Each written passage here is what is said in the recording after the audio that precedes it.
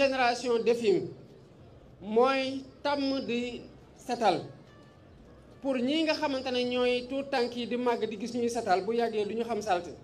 kon ñoom dootuñu saltel sax bay am bu ñu di leen mobiliser pour ñuy setal te loolu mooy def yu bés yi loolu moo tax ñu war ci jàpp te saa yu leen ciy woo du pour ñun waaye da ngeen ñu fal jiite ñu am responsabilité wane yoon boobu saa yu ngeen jàppee ne yoon gu baax la bu ngeen ko dee def jàppale ne seen bopp ngeen koy defal. Et la propreté de notre environnement inspire notre santé. Notre santé dépend de la propreté de notre environnement.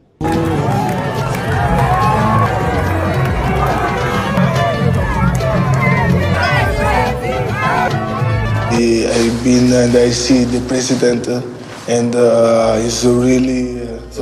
humble. Je suis heureux et content de rencontrer le président Bassirou Diomaye Faye. J'ai été impressionné par son humilité. Je lui ai expliqué le rôle que je compte jouer en tant qu'ambassadeur de bonne volonté de l'UNICEF, notamment au profil de la jeunesse sénégalaise. Et je voudrais le remercier pour le conseil avisé qu'il m'a prodigué. Khaby Lame a décidé de mettre son temps et sa plateforme à la disposition donc des droits de l'enfant à travers le monde tout entier. Et le président, évidemment, s'est réjoui de cette bonne nouvelle et lui a prodigué de très bons conseils. Nous avons eu l'occasion aussi d'échanger avec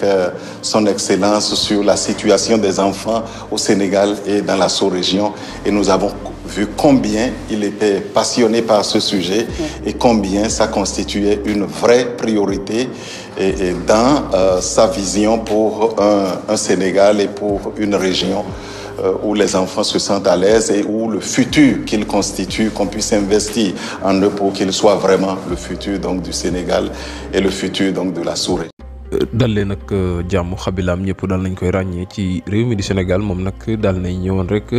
seet si ki nga xam ne moo di président de la République bu Sénégal Bassirou Diomaye Diakhar Faye moom Khaby Lame mi ñëpp nag ca lañu ko ràññee moo di TikTok ci rek ay gestes yoo xam ne daf koy def yu ànd ak calme loolee nag tax rek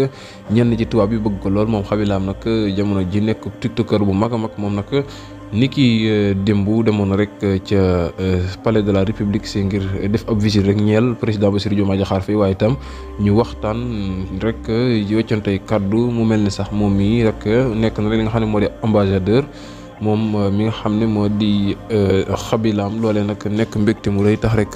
mu ne balaa dara xew rek dafay daal di njëkkee ci li nga xam ne moo di Sénégal li nga xam ne mooy ab dëkkam waaye itam mooy ab PM moom mii di Khaby Lame jamono ji nag mu demoon rek foofee ca palais de la République bu Sénégal ngir rek jàmmonte ak saafonte ki nga xam ne moo di njiital réew mi waaye itam moom Bassirou Diomaye Diakhar Faye daal na am contentement bu baax a baax ci recevoir bi nga xam ne daal na koy recevoir rek tiktokeur bii di Khaby Lame ñëpp daal di koy ràññee waaye itam bëgg ko rawatina rek tubaab yi maam ca diwaanu Italie ga mu nekk nga xam ne rek tubaab yi dañ ko daal di bëgg lool ci di ko toppandoo ci ay gestes yoo xam ne moom daf koy daal di amal ci ni muy def mu def tiktokeur boo xam ne rek ñëpp ràññee nañ ko lool moom nag ñëwoon rek ci diwaanu Sénégal mu nekk nag mbégte moo xam ne njiital réew mi daal na cay bégg bu baax a baax waaye itam Sénégal yëpp àndandoo kontaan ci geste bi nga xam ne moom mii di Khaby Lame def na ko ñeel diwaanu Sénégal jërë ngeen jëf bu leen fàtte di abonné ngir di am suñu info